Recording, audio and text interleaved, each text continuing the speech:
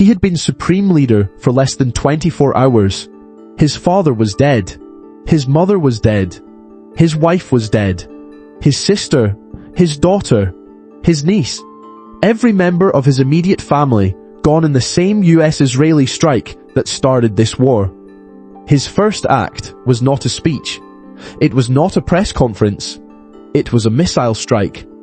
Hours later, news broke that a missile had directly penetrated a public air raid shelter in the city of Beit Shemesh, a structure believed to be impenetrable.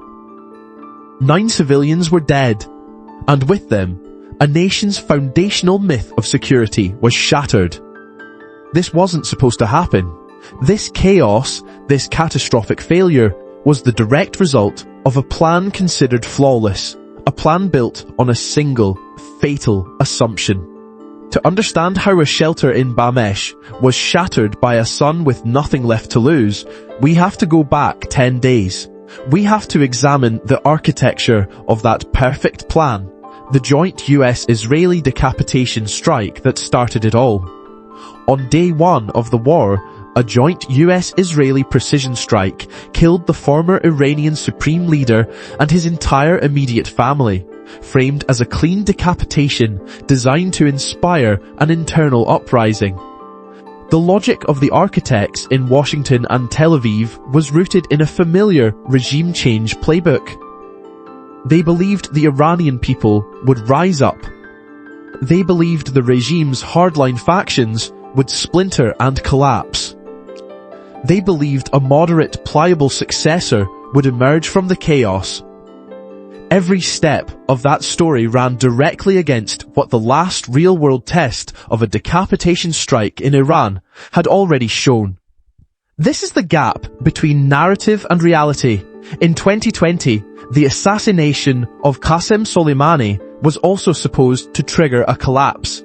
Instead, it did the opposite. It unified the hardliners, prompted ballistic missile retaliation against US bases in Iraq, and cemented a national will for resistance. The data and the precedent were there. Anyone who watched Soleimani play out had already seen how quickly the system closes ranks under external attack. Treating a different outcome as the base case wasn't strategy. It was hope. And hope like that doesn't survive adult rooms by accident. It survives because it's the scenario that makes a high-risk strike look like a solution instead of the opening move in a war. By betting on that hope, the planners misread the first links in the chain reaction. Instead of paralysis and palace infighting, the strike produced hardliner consolidation and a vacuum only the most ruthless heirs could fill. They focused on the leader they killed and ignored the one they created. The son who translated a family's eradication into a personal mandate for vengeance, 10 days later, aimed at a shelter in Beit Shemesh. And the first invoice for that creation arrived almost immediately. It wasn't a political statement. It was a firing solution, executed, the first domino. In Beit Shemesh, the air raid shelter wasn't just concrete and steel. For decades, it was the state's promise of safety. When the sirens sound, you go there, and you are safe. The drill was automatic. Shoes by the door. Children pulled in. The short run down the stairwell into the buzzing room until the all clear. In reality, projectiles were in the air, toward targets that had no warning. They themselves were the targets.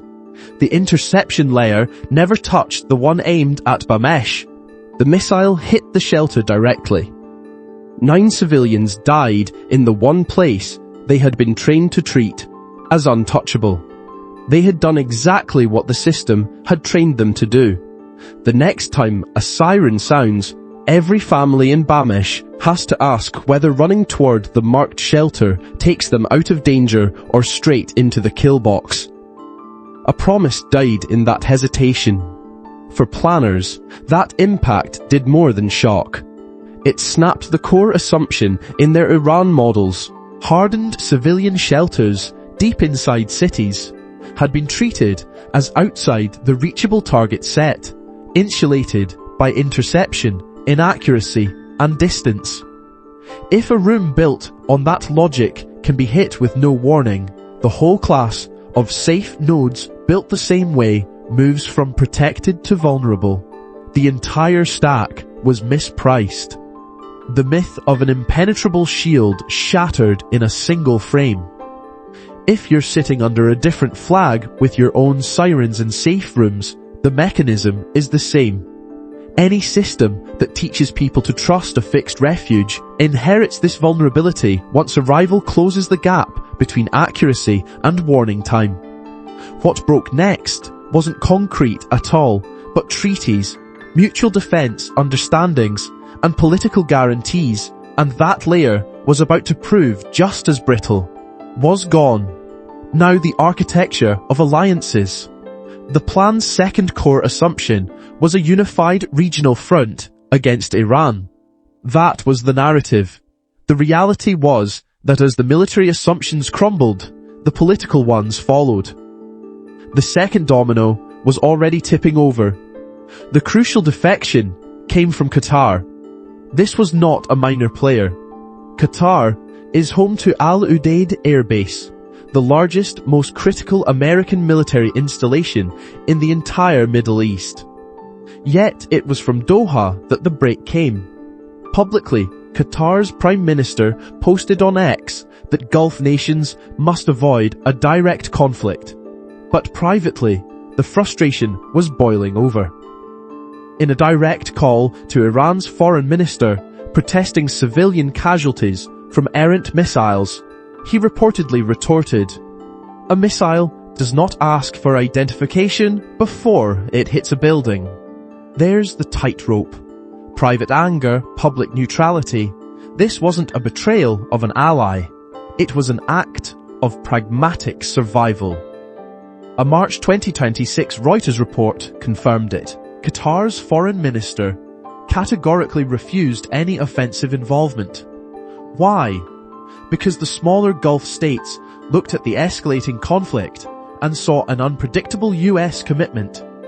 They feared becoming permanent targets in a war long after American priorities might shift elsewhere. Self-preservation will always override a flimsy alliance. And this led to a moment of pure strategic absurdity. Imagine the scene. At Al Udeid, the engines of American bombers whine as they prepare for attack runs into Iran. Just miles away, in a quiet ministry building, Qatari diplomats are in back-channel talks, desperately trying to de-escalate the very conflict those bombers are fueling. The United States was left waging a war on one country from a base hosted by another country that refused to participate. The gap between the planner's narrative and the operational reality had become a chasm, exposing America's profound isolation on the world stage. But this isolation wasn't just a political problem. For capital, political isolation is a risk signal of the highest order. It indicates an unstable foundation, and capital doesn't wait for the headlines to confirm the instability. It senses the tremor and moves first. The defection of a key host nation was that tremor. So while the bombers were still in the air, the real exodus had already begun. Not of soldiers, but of capital. And the question for anyone with exposure to the region became brutally simple. Are you ahead of that outflow, or are you the liquidity it's leaving behind? That outflow, the one that separates the informed from the trapped, began as the third cascade was triggered.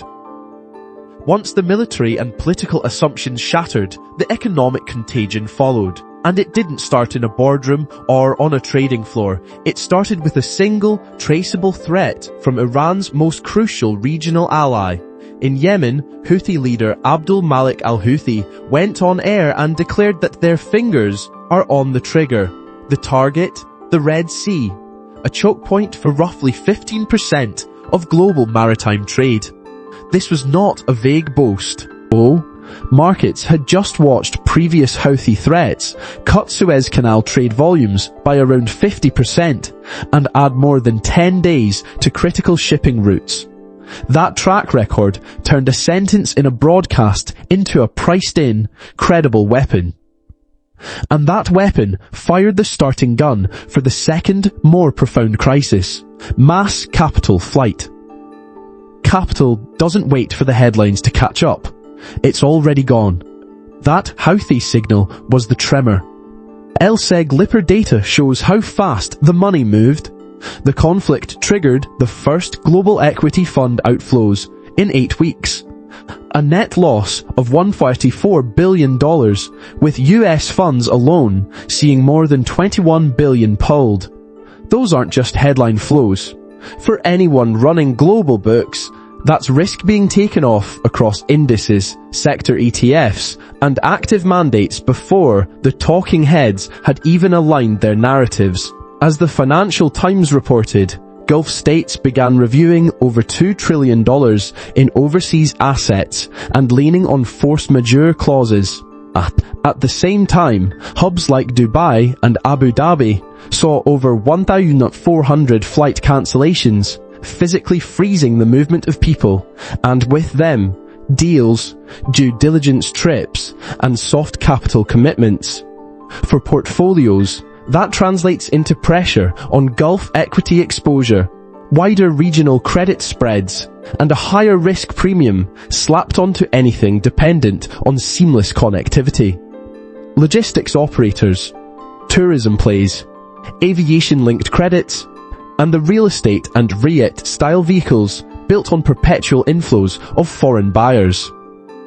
For a decade, the story sold to the world was simple: the Gulf as the safe, stable, global commercial hub.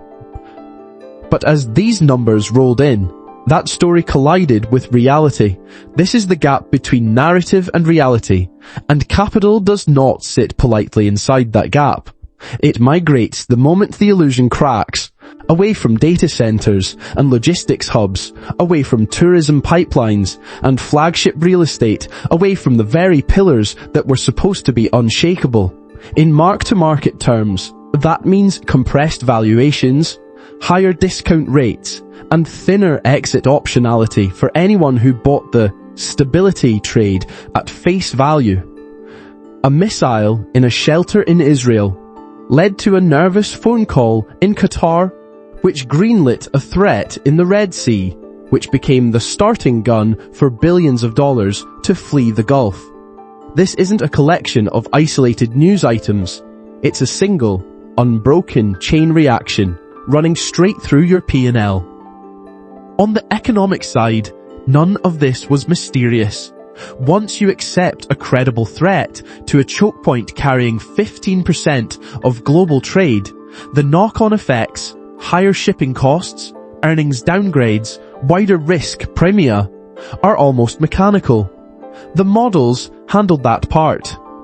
What failed were the assumptions upstream, the quiet belief that no rational leader would escalate in a way that guarantees their own economy's devastation. From a purely strategic standpoint, choosing a path of near-certain economic self-immolation should be unthinkable. So why was it chosen? The answer doesn't sit in geopolitics or game theory. It sits in the human mind, in a cognitive flaw powerful enough to override even basic self-preservation. This cognitive flaw has a name. It is the central finding of prospect theory. This isn't just an abstract idea. It is a Nobel Prize-winning framework from Kahneman and Tversky, and it serves as the analytical key that unlocks this entire crisis.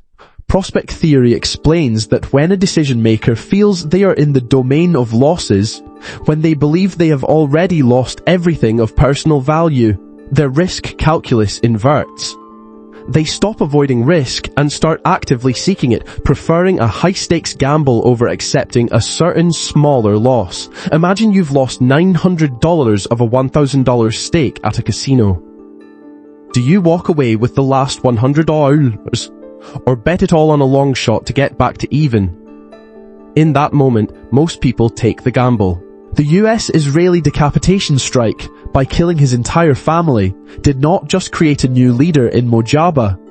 It placed him squarely in that gambler's position, operating entirely in the domain of losses. The stakes, however, were not money. They were his nation, and what contemporary reports described as a lot of revenge to exact. This zero personal downside is the missing variable that the CIA's rational actor models could never price. They were prepared for an enemy trying to win. They were not prepared for an enemy whose only goal was to inflict a commensurate loss, an objective that makes his actions unhedgeable by conventional logic. The gap between their narrative and his reality was absolute.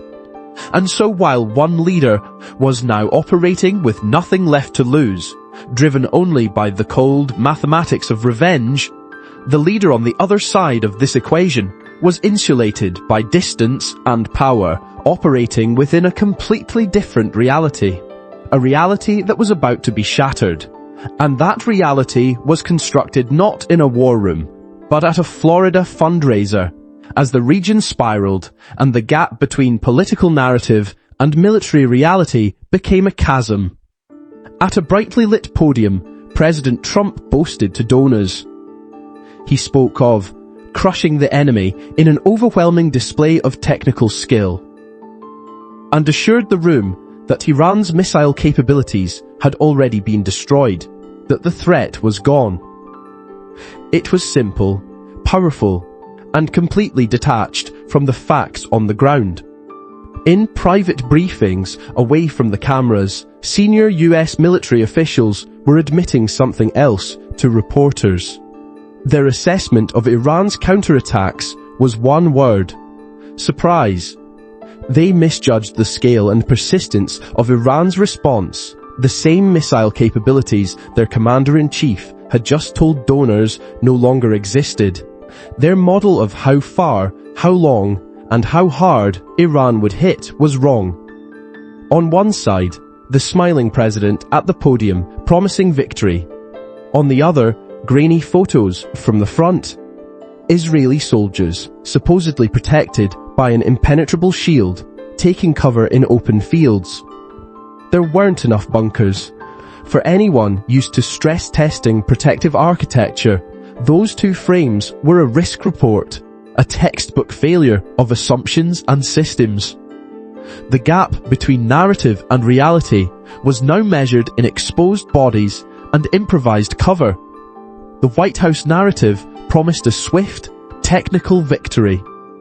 The reality on the ground was mud, fear, and the dawning realization that the plan was not just failing, but actively making things worse. Prominent Iran scholar Karim Sajapur would later give this strategic mess a name. He called it regime change by jazz improvisation. But improvisation has costs, and when the music stops, there is always a final accounting. It is time to move past the narratives and rhetoric and examine the bill. A look at the three core assumptions that underpinned this disaster, and how reality, dollar by dollar, and life by life, dismantled each one. Assumption 1. That the strike would ignite a popular uprising against the regime. Reality. The streets did fill, but not with people tearing down the state. Squares packed, flags, and leaders' portraits held high. Chants turned outward toward the foreign attack, as the strike fused anger into a shield around a far more vengeful leader. Assumption 2. That the regime, under pressure, would splinter from within. Reality. What was sold as pressure became a purification as security hawks moved into key ministries and moderates vanished from cabinet lineups. Power wasn't diffused, it was concentrated in hardline hands, driven by a single motive, a personal vendetta against those who had tried to decapitate them. Assumption 3. That a manageable, moderate successor would emerge from the chaos. Reality. The man who took control was no moderate. He was a catastrophic miscalculation, a trap, a A leader with zero personal downside, in prospect theory's lost domain. In his frame, the losses were already locked in, so escalation felt less like a risk and more like the only rational way to claw anything back. That's the psychology that turns a shipping lane into a weapon. And so we arrive at the final invoice. The strike unified the street and gave the regime cover to purge moderates.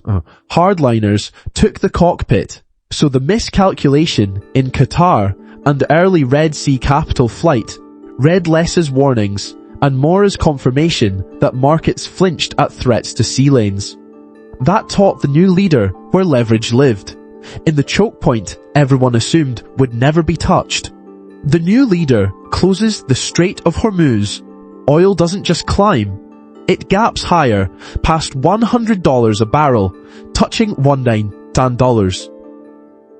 Oxford Economics Hormuz closure scenarios show that a sustained closure can push crude toward $140, and in markets, a correction becomes a collapse. $6 trillion. In value wiped from balance sheets worldwide in line with those same closure scenarios, a modelled invoice, not a thriller headline. This is the gap between narrative and reality closing on your book.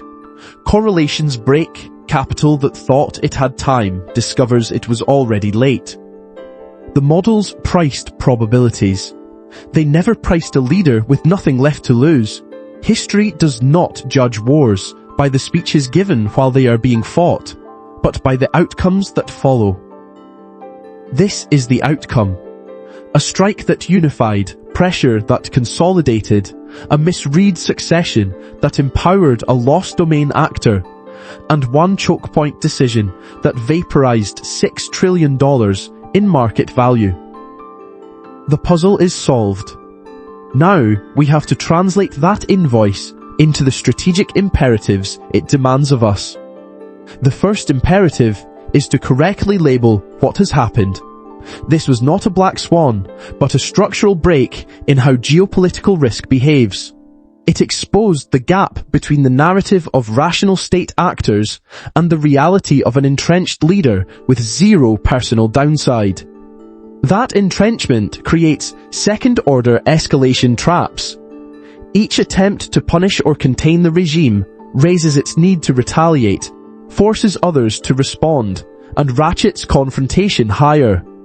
With a leader who has nothing left to lose, the probability of asymmetric moves does not fade after the first strike. It compounds. Those traps push risk out of the battlefield and into energy, trade, and capital, locking the system into chronic geoeconomic fragmentation.